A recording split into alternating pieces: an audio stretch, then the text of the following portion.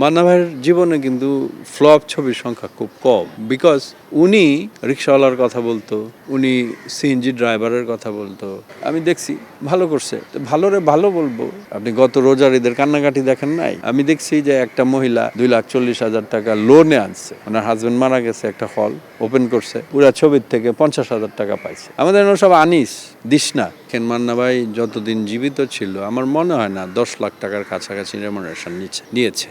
হ্যাঁ, এবং আপনি শুনে আশ্চর্য হবেন, মান্না ভাইয়ের জীবনে কিন্তু ফ্লপ ছবির সংখ্যা খুব কম, বিকজ উনি রিক্সাওয়ালার কথা বলতো, উনি সিএনজি ড্রাইভারের কথা বলতো, উনি দারোয়ানের কথা বলতো।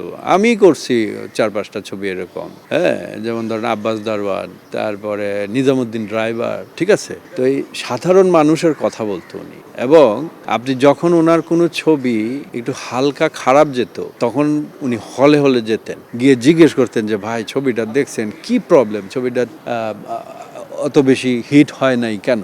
তখন ওই কাজগুলো আবার নেক্সট ছবির মধ্যে করতেন।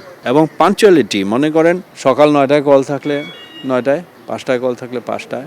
এইখানে এই এফডিসিতে আপনি একদম 25-30 বছর সকালে এসছে, রাত 3টায় বের হয়ে গেছে, সকালে এসছে, রাত 2টায় বের হয়ে গেছে। এরপরে আসা বন্ধ হয়েছে এই লাল গাড়ি সহ। আপনি দেখেছেন হয়তো, ছাদ খোলা যেত, একটা ছোট্ট গাড়ি ছিল ওনার। এই লাল গাড়ি সহ আসা বন্ধ হলো কবে? উনি যেদিন মারা গেল। এই যে এখানেই জানাজা হয়েছে, এখানেই ওনার লাশ আসছিল, ঢুকতে পারে নাই অনেকেই, মানে পুরা এলাকা জুড়ে মনে করেন মানুষের ভিড়। মিশা ভাই যেটা বলেছে, মান্না ভাই জীবিত থাকলে, আরেকজনের কথা বলতে হবে, জসিম ভাই, আর দুজন জীবিত থাকলে আজকে ইন্ডাস্ট্রির অবস্থা এরকম হতো না। মান্না ভাই পলিটিক্স করতো ফিল্ম নিয়ে, ফিল্মের ভালোটা নিয়ে। আর এখন পলিটিক্স হচ্ছে একজন নায়কের মাধ্যমে, সেটা হলো ফিল্মের লোক যেন না খায় মরে, ফিল্মের লোক যেন সবাই না খেয়ে মরে, এই পলিটিক্স হচ্ছে, ঠিক আছে। মান্না ভাই, আমরা যখন পিতামাতার আমানত শুরু করি তখন বাবা মার ক্যারেক্টারটা খুব বড় না। তো অনেকেই বলছে যে রাজ্জাক সাহেবের সাথে অন্য কাউরে নেওয়া যায় কিনা। তখন রাজ্জাক সাহেব 3-3.5 লাখ টাকা নেয়, 2 সিন থাকুক, 5 সিন থাকুক। তো অনেকেই বলছে ডলি ভাবিরে নিত, মান্না ভাই বলছে না, প্রশ্নই আস, কবরী আপারে নিব। কবরী আপারেও 3 লাখ টাকার উপরে দিয়ে কবরী আপাকে নিয়েছে। এই যে মনে করেন স্ক্রিনটা ভরাট, এটা উনি বুঝতো, এবং গল্প বুঝতো, সাংঘাতিক রকমের গল্প বুঝতো। একদিনে হয় নাই। উনিও তো তিল তিল তিল তিল করে মনে করেন এমন একটা সুচ্চ জায়গার মধ্যে গিয়েছিল। তো এখন যে মনে করেন কালকে না পরশু দিন আমি দেখলাম ইলিয়াস কুবরা ভাই বললো যে এখন তো ওয়ান ম্যান শো, যে কারণে না ইন্ডাস্ট্রির অবস্থা। আপনি আমার এখন সাক্ষাৎকার নিচ্ছেন, 10 বছর আগে আপনি কিন্তু এখানে দাঁড়ায় সাক্ষাৎকার নিতে পারতেন না। দেখা গেলো এখানে ফাইট হচ্ছে, ওখানে সিকোয়েন্স হচ্ছে, ওখানে সাপের ছবির সিকোয়েন্স হচ্ছে, এরকম ভরা ছিল।